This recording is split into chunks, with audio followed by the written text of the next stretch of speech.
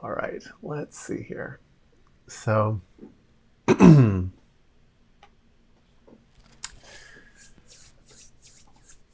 let's just begin by kind of landing in the room that we're in. Just make sure we're centered. Let our day fall off of us a little bit. A little time to stop all the doing that goes on in our head. And just breathe.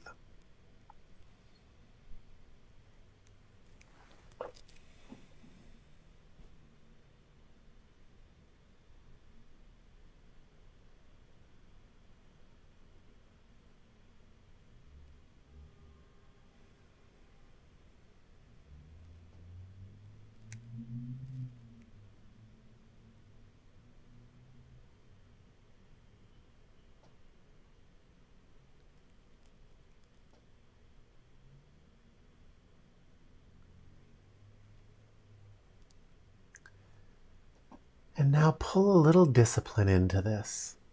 And just bring yourself to your center. Attention at the forehead and crown.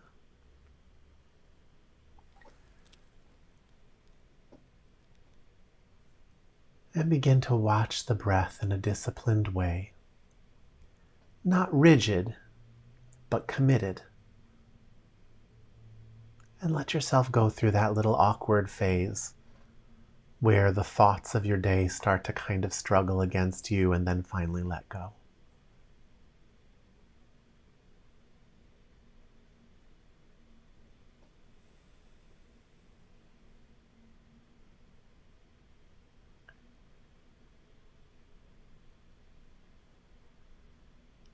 You are the watcher of your breath. On your inhale, you're right there with that inhale. On the exhale, you're riding that exhale all the way down. 100% given to attending to the breath.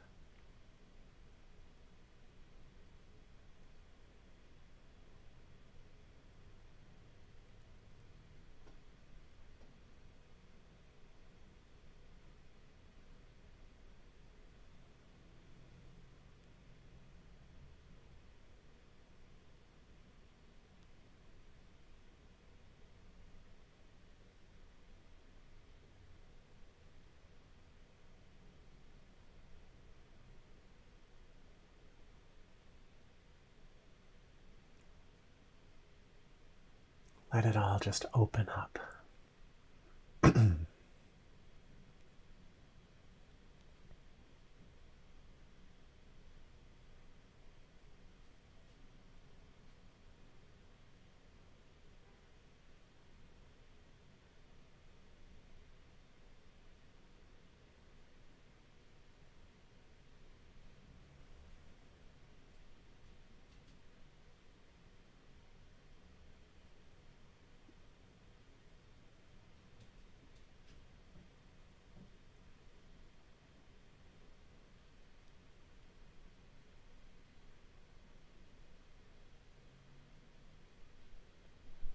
Slow your mind down to the speed of the breath.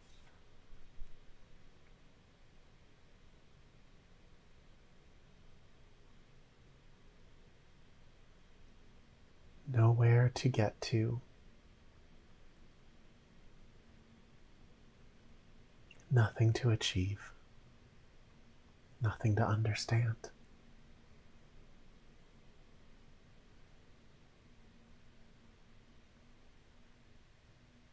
Just the breath.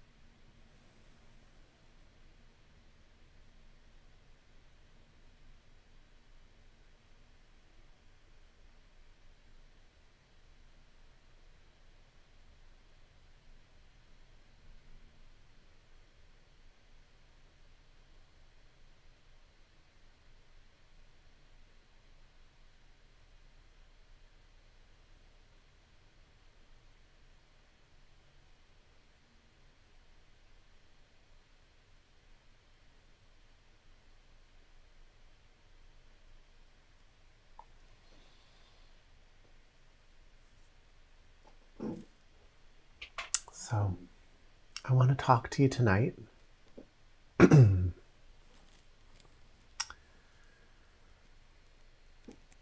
about a shamanic principle, a technique that is used for making your perception more flexible.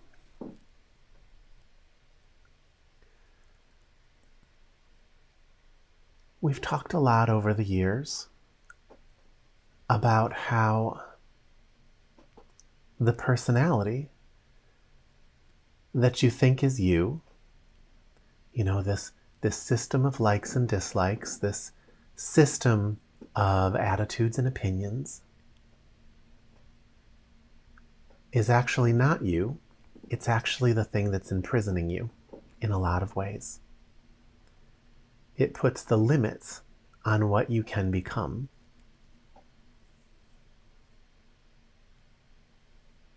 It regulates where you can and cannot go. It regulates where you place your attention. And in doing so, it regulates and limits what you can see in the world around you. It's actually determining whether the world around you is a dangerous feeling place or a warm, smiling sea of light. There's so much to see in any moment, but mostly you only see what you see, and you see the same thing most days. You go on like this in the same circle over and over and over again until one of the mechanisms of life temporarily knocks you out of it. We've talked about that before too. That's usually the birth of a child, or the death of a loved one, or the loss of something that you don't know who you are without it. And these things happen slowly. They don't happen as often. But when they happen, you have to find a new arrangement in your perception of life. And so you actually are forced to grow. But it's a very slow way to evolve. And it's a fairly painful way to evolve.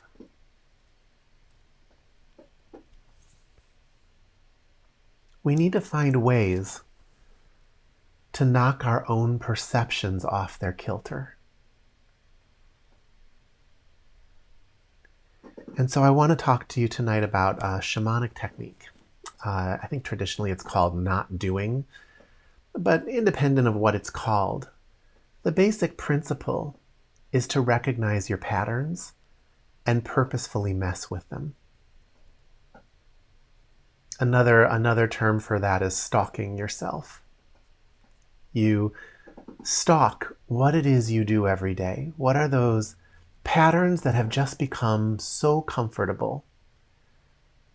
And you start just changing them. Most people think they do that, but the problem is that they go for too large of a pattern. They'll go for something that literally they're so attached to that they're going to experience a tremendous amount of imbalance for a while without it. And that's okay if you have the personal power built up to be successful in that, and you want to lose 30 pounds, or you want to quit smoking, or you want to give up caffeine, or what have you. Fine. That's great. Give up social media. Give up TV. These are all things that are huge shifts in a lot of people's lives. Things that they've come to rely on. If you have that kind of personal power, that's a fast way to throw yourself wide open. But for most people, A better way to start is just little shifts. So maybe you rearrange the furniture in your room, or you decide to take a room that you live in and paint the walls a different color. Or I think one that I used to do a lot was I would take different routes on my way to work. Even now when I walk my dog, I always want to walk out of my house and turn to the right. It's just what feels the most natural to me because it's what I did a lot in the beginning. So I make a point now of going to the left. Sometimes I go straight, and I go to a park. Sometimes I purposefully walk somewhere that I'm not interested in just to have shaken up that routine. Take something you would never eat and make it a part of your day for a week, and then shift it out for something else. These things sound small, and they are, but they accumulate a flexibility in you that is actually necessary for your awakening. In order to really attain the final goal of meditation,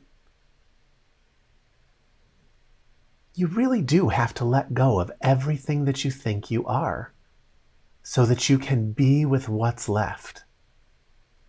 In truth, meditation is the ultimate not doing.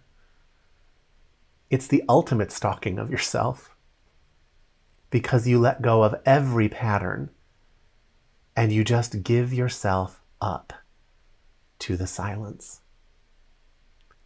And as you sit in that open state, the vast rest of the universe that you've been missing out on slowly filters into your consciousness.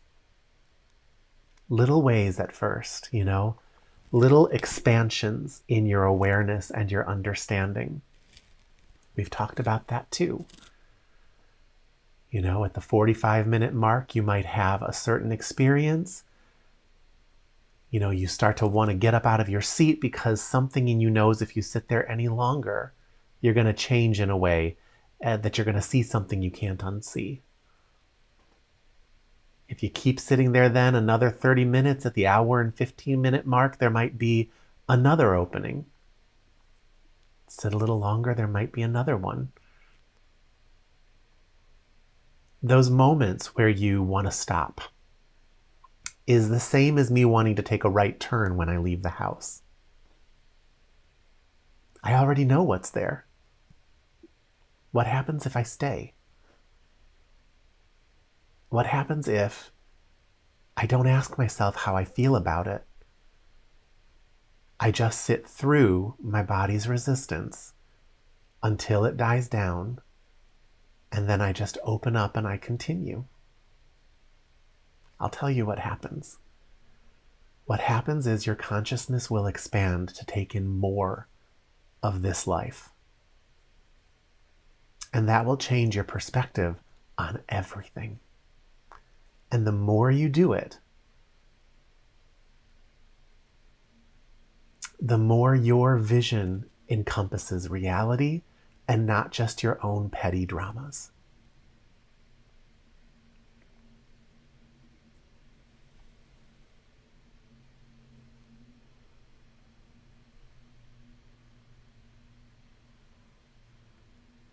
So tonight we're going to go into meditation. But when the mind wants to start entertaining you with things, don't let it. Go ahead and be with the discomfort of that emptiness. When you want to kind of tune out because I can't see what you're doing anyways, give yourself the gift of remaining open, remaining willing, remaining in meditation.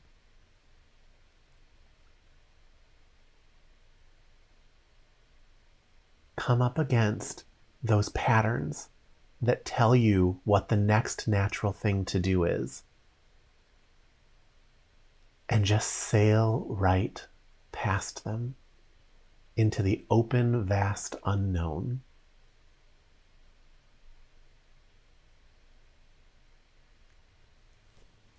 That's my teaching for you tonight.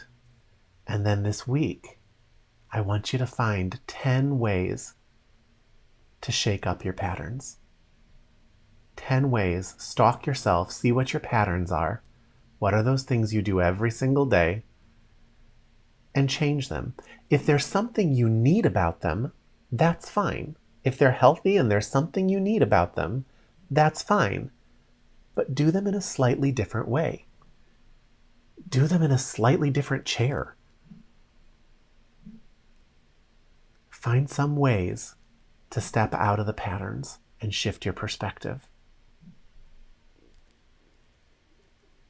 You're in a feedback loop.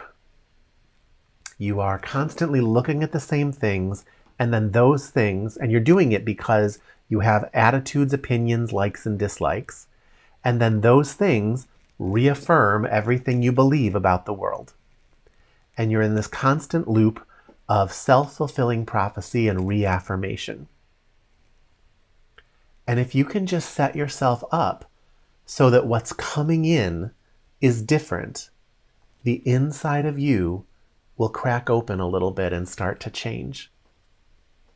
You don't have to do anything you're not ready for, but do something. Figure out where that line is and get right up against it. Tonight we're going to do that with meditation, but the teaching is to do that with everything. All of life is here for your exploration, for your expansion. And one of the most grounded techniques I know for that is this technique of not doing. What are you not doing? You're not doing what you always do.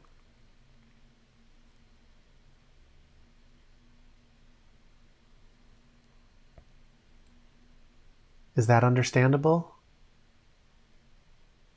Are there any questions about any of that?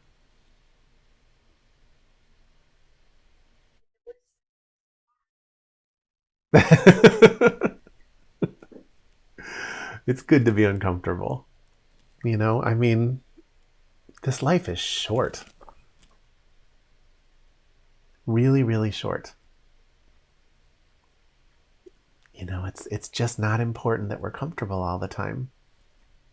There's got to be a balance between soothing and reaching. And we know that not just because I say so. We know that from even studies that people have done in mice.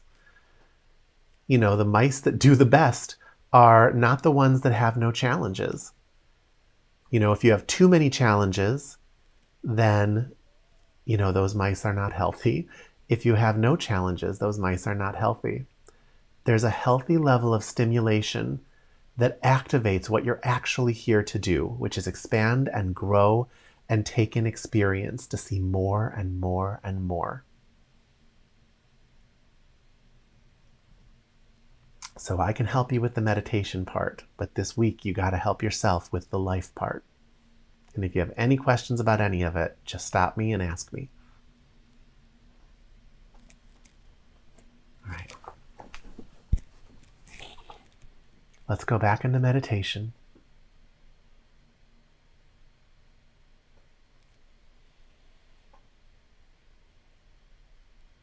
Back into meditation.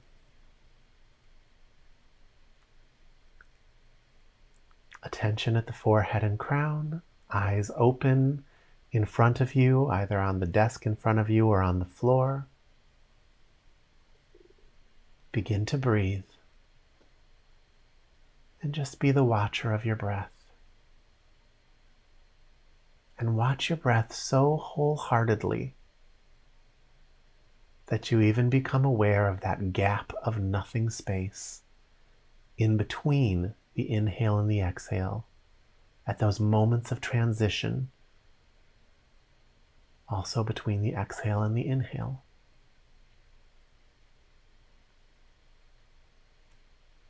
Do this until the mind falls silent and you feel the silence all around you. And when that happens, shift your attention to the silence, to the stillness, and just abide there.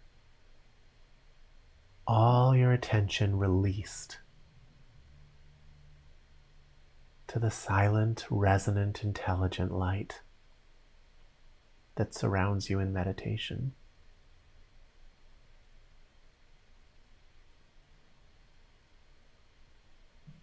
And when your patterns arise, telling you that it's time to shift your focus, sail right past them to see who you are without them. Let's do that now.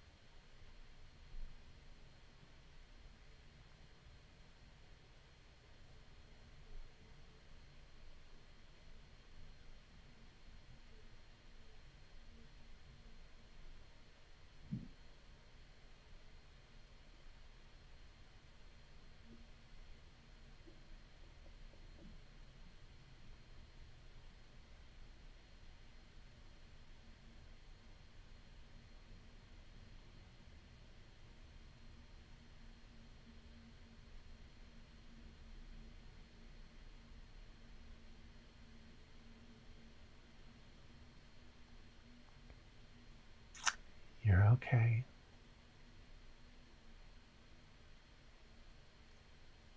Center yourself. And from that center, watch the breath.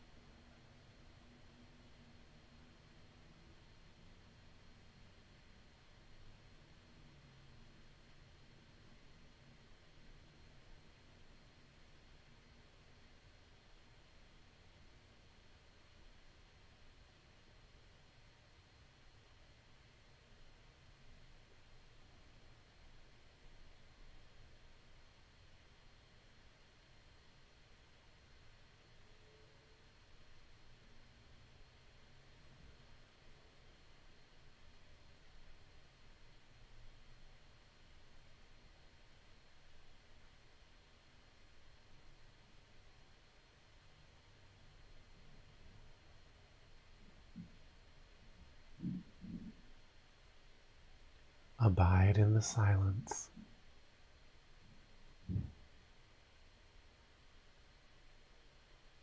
There's nothing else you need to be doing right now.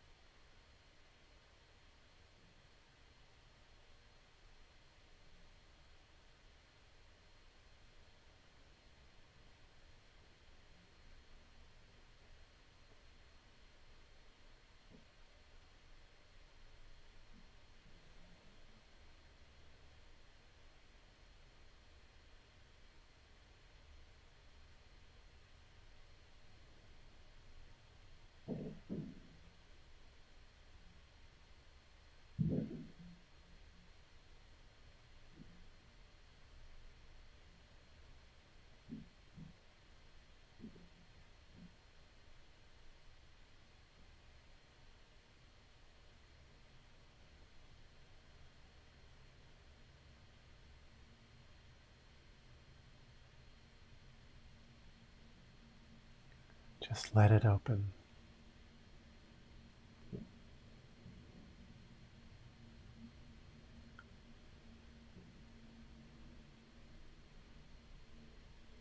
Nothing to control, nothing to contain.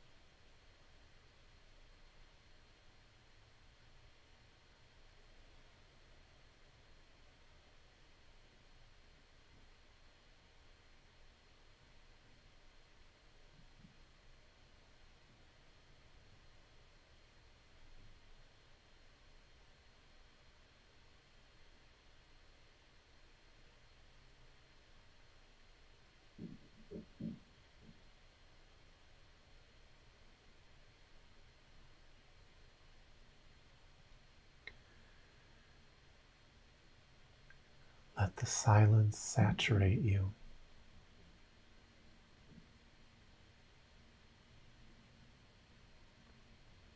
Let go of the line between you and it, and just steep.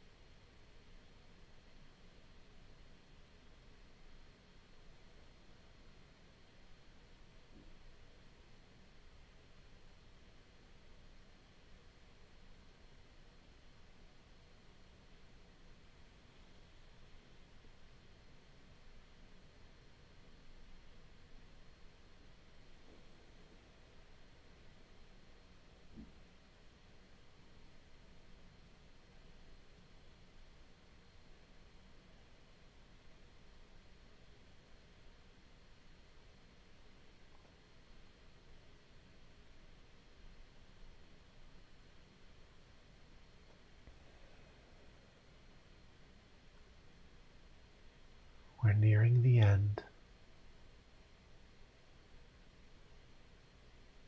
how deeply can you let go?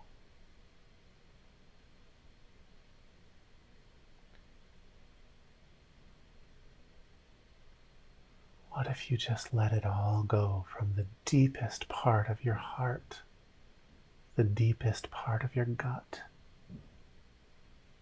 the deepest part of your head? What if you just gave it all up?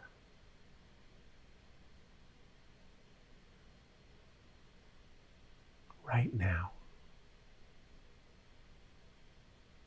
to experience who you are without it.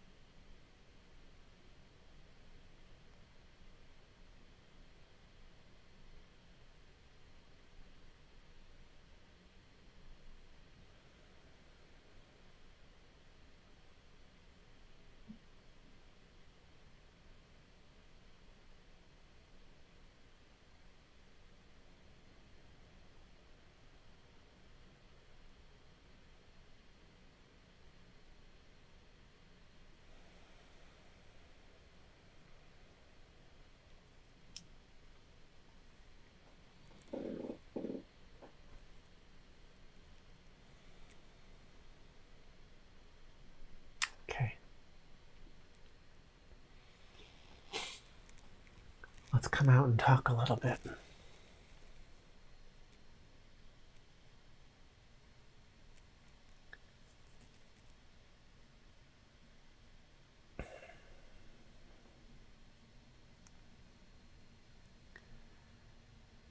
Traditional meditation usually starts with concentration. We don't always call it that in this class because concentration is something that people can get too hung up on. It's almost like if you tell someone to concentrate rather than just tell them to watch their breath, it's like it gets in the way. But the general traditional teachings are that you start with concentration and then meditation. And what that looks like is you are focusing on the breath or focusing on something. And you're disciplining your mind. You're pulling everything into a single point of focus. But then there's a point where you can safely let go. The silence has arrived. The stillness has arrived. You can feel it pressing sometimes even on your body, or you can hear it as a ringing sound. Some people see it as a light, and some people are just aware that it's there.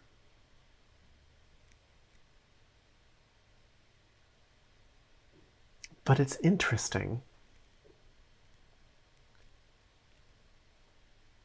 that it takes concentration to get there.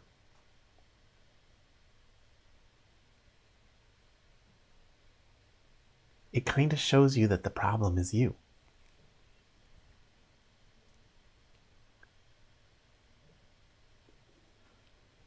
The meditative state's always here. The silence is always present, even on the busiest of streets. But if you can pull your mind in,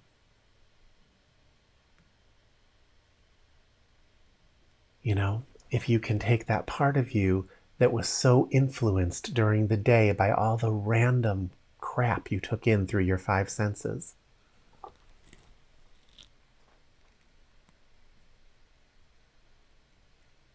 and just stop that spinning around for a while, you're provided something new to see. Something divine, something clear, something comforting, energizing. I mean, really, it's everything you've reached for in your day. It's what you were trying to get when you drank the cup of coffee, or the respite you were trying to get when you drank the alcohol, or the release you were trying to feel when you yelled at your coworker. It's what you're seeking in everything that you do.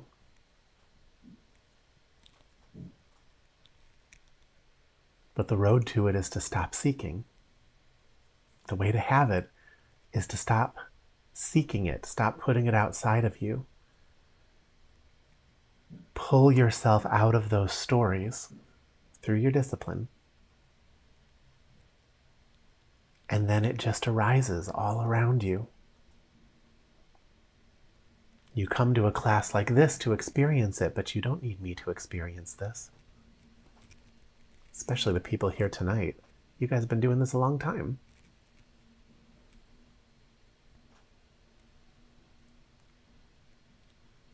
I'd be hard-pressed to come up with a good reason to ever let a day go by where you don't enter the silence in this way. What good could possibly come of letting that slide? Not that you should feel guilty if you do, but just to speak to your rational mind. If this is the feeling you're seeking, why not have it? Minimum once a day.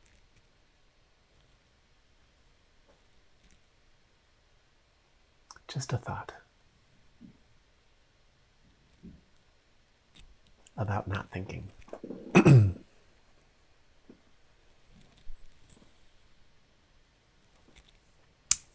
Are there any comments or questions or anything you'd like to talk about at all? It could even be questions about last week's class.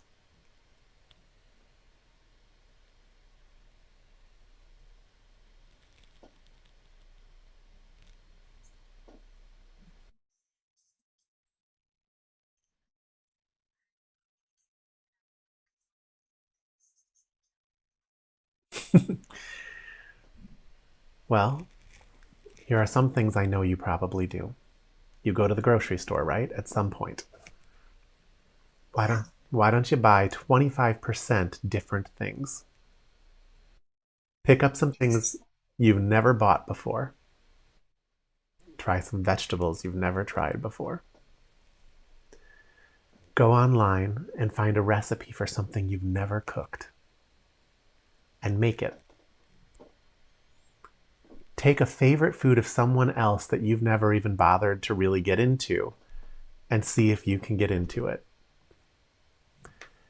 I'm stuck on food. Take a different walk every day. Um, Call somebody that you have no really good reason to call and just see how they're doing.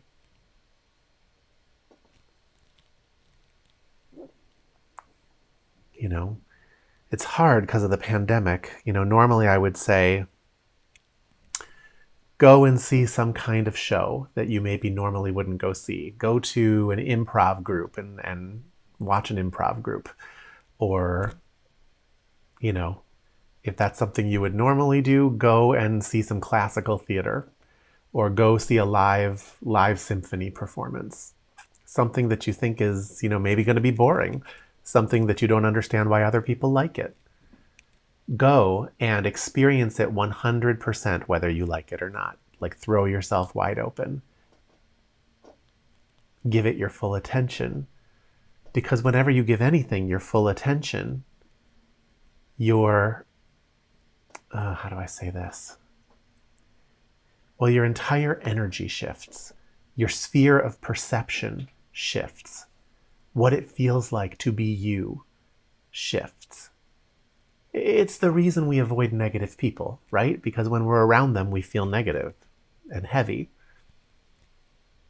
But anything you look at, you become it. So become something you've never become before. Taste things in life you've never tasted before.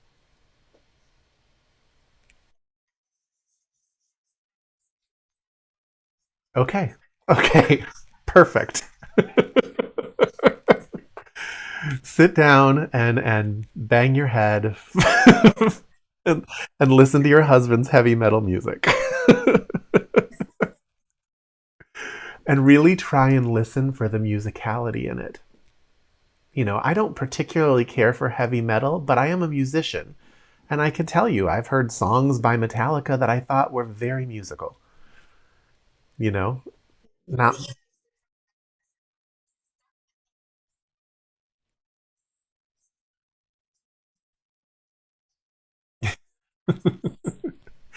doesn't matter if you really like it. You don't have to like it. I'm saying experience it, let it move you a little bit. And then go clean yourself off because it's heavy metal. But there's nothing to be afraid of a little shift in the attention, right? That's what everything is. It's just little shifts in the attention that change us and broaden us and make it possible that those kind of kismet synergy bigger shifts that really wake us up, it prepares us for that. It makes us more fluid. There's nothing I hide from in this world. There's no, you're not that vulnerable. You can listen to a little heavy metal. You're not going to become a Satanist.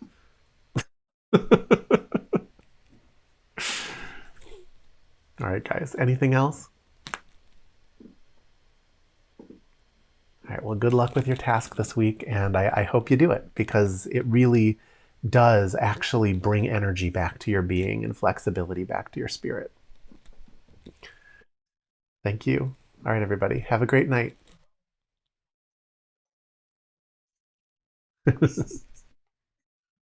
Bye.